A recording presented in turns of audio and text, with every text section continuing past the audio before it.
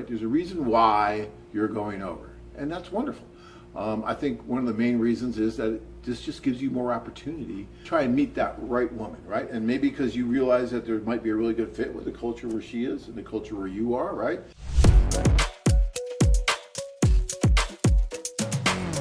First of all, there's a few different factors at play. Number one, when you look at this event, we create this event. It's something that's a little bit unusual. It's different. Even for that country, if you go to a regular nightclub, it's not going to be this kind of ratio. It's not going to be this kind of event. The women who come to this event have already identified as women who tell us, at least, that they want to find a serious relationship. They want to find, a relationship possibly with a foreign man.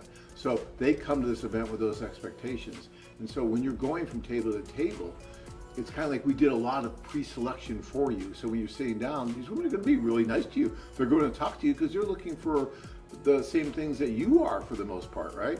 And so some men will mistake that, them being nice, for them just being really, really attracted to you and into you. And it's not always the same thing. And you have to be able to understand that and view that and see it.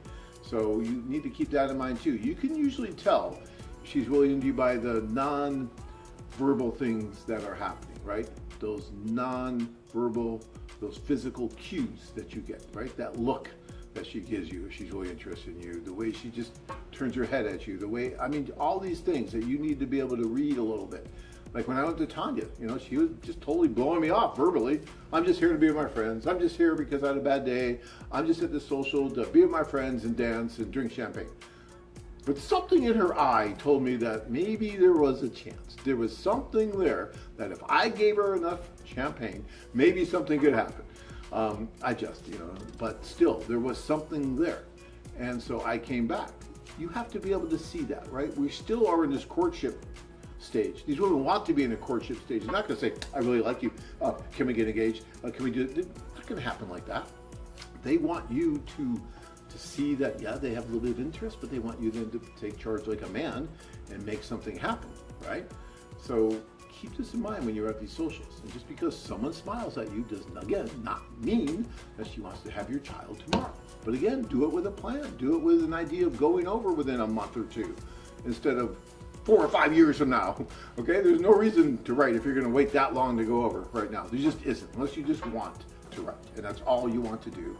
Then okay, if that's all you want to do, then maybe. But if you want to actually have something that's real, right? Reality, have a real marriage, that kind of thing, then you have to go make that happen. You have to go meet the women in person instead of just a virtual thing.